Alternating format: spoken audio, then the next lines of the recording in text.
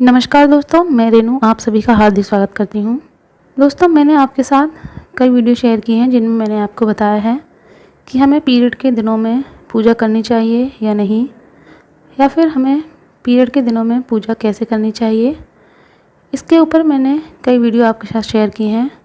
इन्हीं वीडियो में मेरे पास कई कमेंट आए हैं जिनमें मुझसे पूछा गया है कि क्या हमें पीरियड के दिनों में बाल गोपाल की सेवा करनी चाहिए, क्या हम पीरियड के दिनों में बाल गोपाल की सेवा कर सकते हैं। तो इसका जवाब देने से पहले और वीडियो शुरू करने से पहले मैं आपसे एक सवाल पूछना चाहती हूँ कि जब भी आप पीरियड से होते हैं तो क्या आप अपने बच्चों की लालन पालन में कोई कमी करते हैं? क्या आप उन्हें नहलाते धुलाते नहीं हैं, खिलाते नहीं हैं, आप उन्हें भोजन नहीं कराते हैं? ऐसा कौन सा काम है जो आप पीरियड के दिनों में अपने बच्चों के साथ नहीं करते हैं? तो इसमें आपका जवाब होगा कि हाँ, हम पीरियड के दिनों में अपने बच्चों के सभी काम करते हैं। तो इसी में आपका उत्तर भी छुपा हुआ है।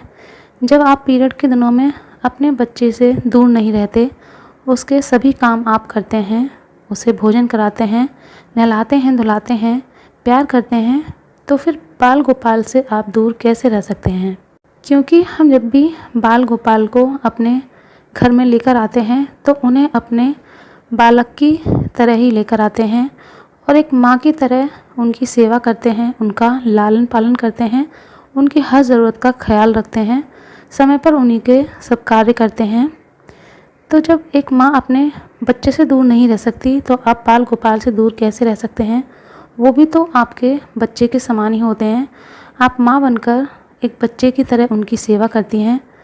और अगर ऐसे में आपके पीरियड आ जाएंगे तो क्या आप उनकी सेवा करना छोड़ देंगी? क्या आप उन्हें भोजन नहीं कराएंगी, स्नान नहीं कराएंगी या उनकी सेवा नहीं कराएंगी? ऐसा तो हो ही नहीं सकता।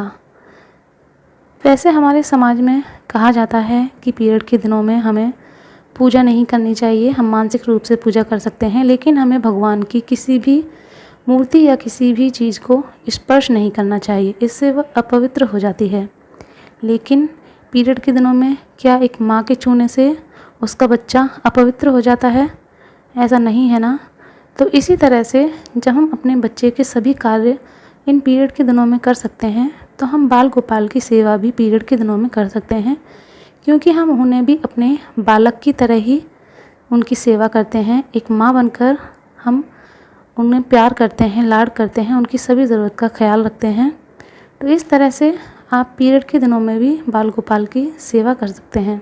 जैसा कि और पूजा में हम कह देते हैं कि हमें पूजा नहीं करनी चाहिए, हम किसी और से पूजा करा सकते हैं, लेकिन बाल गोपाल की सेवा में आप ऐसा नहीं कर सकते, क्योंकि जिस तरह से एक माँ अपने बच्चे से प्यार करती है उस तरह से कोई और नहीं कर सकता। इसी प्रकार अगर आप अपने बाल गोपाल की जिस सेवा भाव से सेवा करती हैं वैसे और कोई नहीं कर सकता।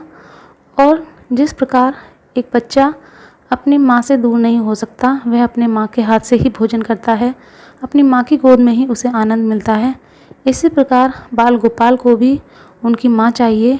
जब आप उनकी रोज़ाना सेवा करते हैं तो वे आपकी ही सेवा को स्वीकार करेंगे, किसी और की सेवा को वे स्वीकार नहीं करेंगे, किसी और का लगाया हुआ भोग वो ग्रहण ही नहीं करेंगे।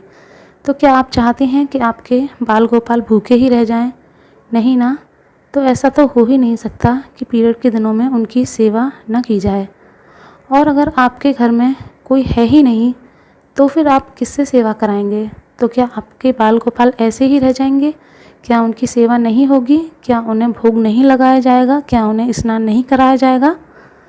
तो इस वजह से आप खुद सोच सकते हैं कि आपको पीरियड के दिनों में अपने बाल गोपाल की सेवा करनी चाहिए या नहीं। तो आशा है आपको आपके सवाल का जवाब स्वतः ही मिल गया होगा और आपको समझ आ गया होगा कि हम बाल गोपाल की सेवा पीरियड के दिनों में भी कर सकते हैं, क्योंकि हम उन्हें अपने बालक के स्वरूप ही देखते हैं और माँ बनकर उनकी सेवा करते हैं। जिस प्रकार एक माँ अपने बच्चे से दूर नहीं रह सकती, उसी प्रकार आप बाल गोपाल को भी पीरियड के दिनों में त्याग नहीं सकते। तो आशा है आपको हमारी ये वीडियो पसंद आई होगी। अगर पसंद आई हो तो प्लीज़ वीडियो को लाइक और मेरे चैनल को सब्सक्राइब ज़रूर कर लीजिएगा और मुझे कमेंट कर ज़रूर बताइएगा कि आप इस बारे में क्या सोचते हैं। तो चलिए मैं चलती हूँ, मिलूँगी नेक्स्ट वीडियो में, तब तक के लिए धन्यवाद।